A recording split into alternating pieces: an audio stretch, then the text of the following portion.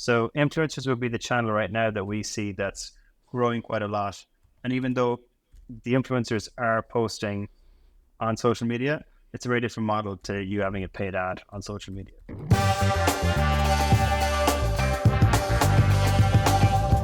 I really want to ask you about an MBA, something that I know I've considered myself, and I've done an LBA, which is kind of a taster course for an MBA. Well, can you tell us? Is it worth it? Is it that's stripping everything out? Yeah, is an MBA worth it? Yeah. Let's just roll with that. So I think if you want to become an entrepreneur, you definitely should not do an MBA.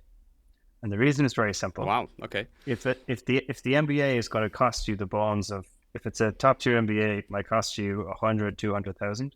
You are much better off taking that money and putting it in to your startup, because that could sustain you for multiple years.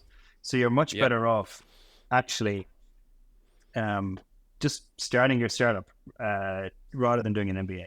And you will learn way more in the first year of your startup than you will in 2 years of an MBA. What an MBA is really useful for is if you're not sure what you want to do, but you know you want to move careers, it's extremely beneficial because it creates a floor under which you can progress from. So for example, if you previously worked in finance and you want to become a product manager at Amazon, or if you were a lawyer and you want to become an investment banker, most of these organizations like Amazon and Google or Goldman Sachs or McKinsey or Bain, they all have specific programs geared towards people who have MBAs. So if you want to do a career change, MBAs are incredibly valuable because they create that floor under which you won't drop below. And they give you that kind of entry point into these organizations that you want to work at. But if you want to do a startup, you really shouldn't do an MBA because they're very expensive. You'll end up paying back that debt.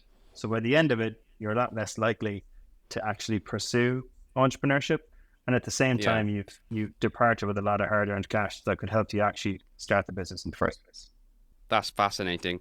I think what you're kind of, what I'm getting from what you've just said is an MBA is something to consider maybe later in your career if you want to go in a different direction, like you said. Whereas if it's your first gig as a, you want to become an entrepreneur and you've got a good idea, just do it. Just get it. It just done beats perfect, and just go and make loads of mistakes, and that's how you learn, I suppose. Totally. If you think of time as the ultimate commodity, 2 years in an MBA with the additional amount of time needed to pay back whatever loans you have, that's an incredible opportunity cost in comparison to just starting your business. Do you think learning to code, like maybe if you're advising young people who are at the very beginning of their career, is it worth people coding these days with all these no-code solutions and drag and drop to create applications? I mean, is it sort of, obviously we're going to need coders, but is it something which is going to contract? You know what I mean? Is there going to be less need for full-stack coders in the future? I think data literacy is very important. So that ability to manipulate data, to understand it, SQL, maybe a little bit of Python, more from a data analyst, data science perspective, that should be more ubiquitous, because whatever role you're in, if you have the ability to access a database, take data out, manipulate it, summarize it, do it in an automated way, write basic scripts, that makes you incredibly powerful versus somebody who can't do that. So that I think should be more table stakes than the ability to actually to be able to write code. And one of the things as well is that if you're beginning to build applications from scratch, you're normally, if you call yourself a full stack coder, you're normally not very good at anything, but you're okay at everything. So you have a little bit of JavaScript, a little bit of Ruby, a bit of SQL on the database side. You can spin up a server potentially. A lot of the time, to be able to do all of that, you're not a specialist in one area. But I think, and that's okay. I think the thing that's more important, more society-wide, is that ability to have those data literacy skills, the ability to maybe write a SQL script, maybe write a Python script, because more and more data today is not stored in Excel sheets, it's stored in databases, it's stored in APIs. It's too big for Excel sheets. And in that scenario, you really have to have the ability to access that data and manipulate it. Otherwise, you may end up getting passed out by peers who can do that. And it's not that hard. Yeah, sure. Obviously, we can dig into Wayflyer a little bit more shortly, but in a nutshell, you talk to entrepreneurs on a regular basis, I'm sure, within the e-commerce world. Are most of them able to code then? Aidan? You know, do you come across any software entrepreneurs who are not able to code, or is it sort of an absolutely essential thing for them to know the code? Know it at engineering level.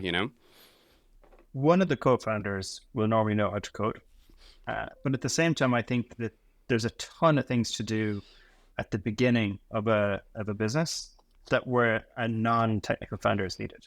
So I think you absolutely can have incredibly talented non-technical founders. Steve Jobs is probably the best example. Yeah. But at least one of the co-founders has to be able to code. I think it's very difficult to be able to iterate quickly if you outsource the programming. So iterating very quickly is the essence of the early stages.